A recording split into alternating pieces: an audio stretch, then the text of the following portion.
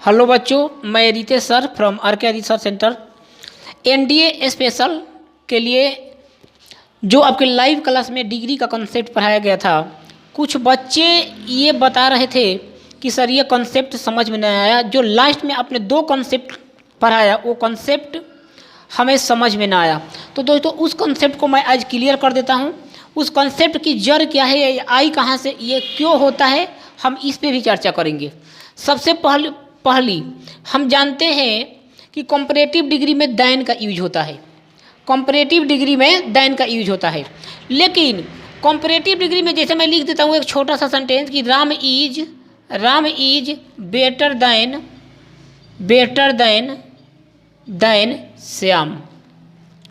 Real में अगर मैं बात करूं तो कंपैरेटिव डिग्री का यूज वहाँ होता है जहाँ व्यक्तिगत कंपैरिजन हो, पर्सनल कंपैरिजन हो। जब सिलेक्शन की बात होगी तो दैन का कोई स्कोप नहीं होता है।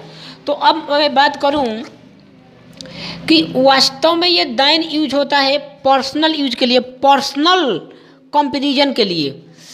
मतलब कहने का ये हो गया कि दैन का यूज तभी हो पाएगा जब सेम नंबर की कंपैरिजन सेम नंबर से होनी चाहिए, तभी होना ये पॉसिबल है कि दैन का यूज करोगे।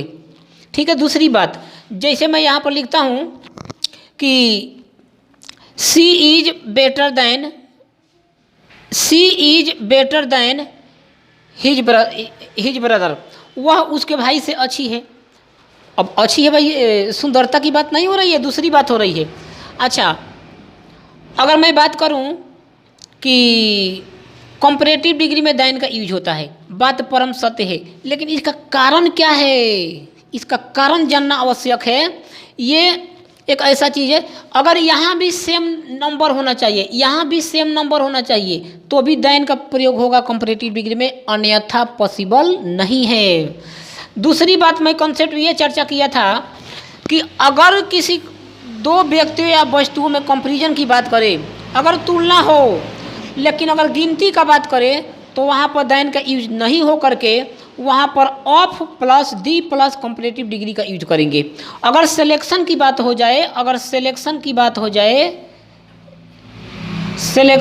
हो जाए तो ऑफ प्लस कंपैरेटिव डिग्री का यूज किया जाएगा, कंपैरेटिव डिग्री का यूज होगा। जैसे मैं बात करता हूँ he is the better of the two boys. आप यहाँ ये नहीं कह सकते कि he is the better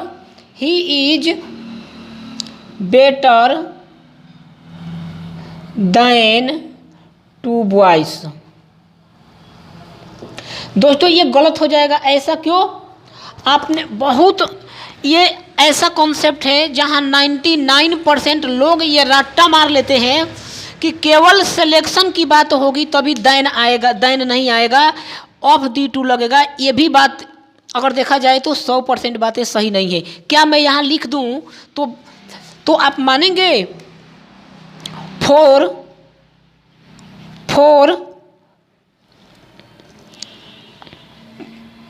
boys is stronger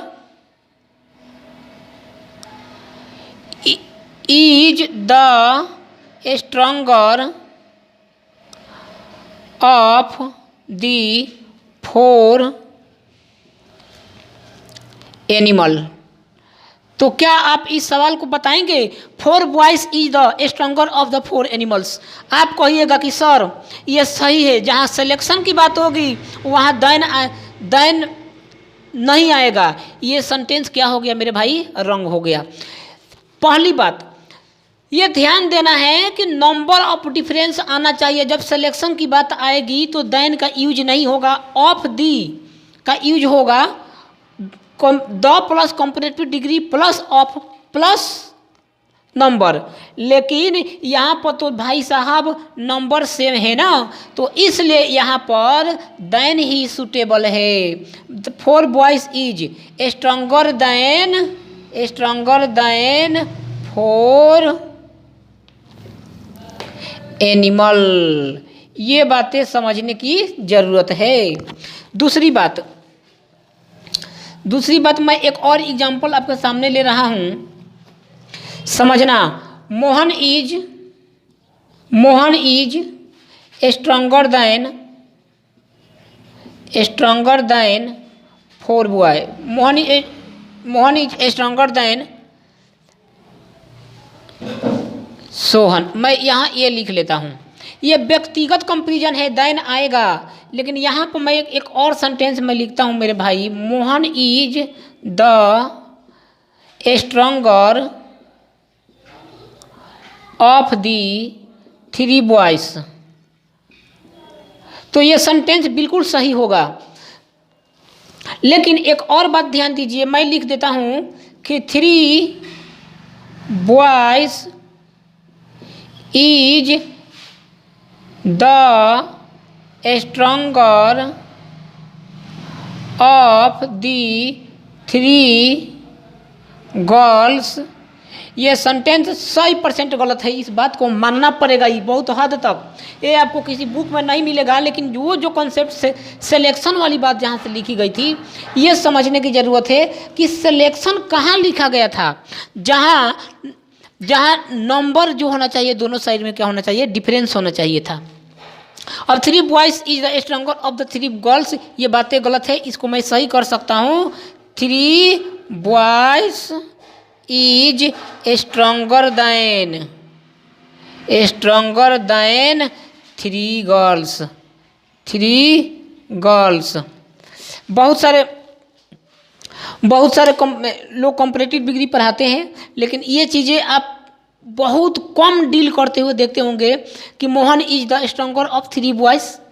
ये तो बहुत बढ़िया है भाई, ये तो परम सत्य है कि सिलेक्शन की बात आई है, लेकिन सिलेक्शन की बात आई तो क्यों आई, इसके पीछे का वजह भी पता होना चाहिए हमें। यहाँ पर देखिए सब्जेक्ट सेम, भले ही आपको दिखता है कि हाँ काउंटिंग की बात हो, लेकिन यहाँ पर हम ऑफ और दी का यूज नहीं कर पाएंगे। परम सत्य तो यही है।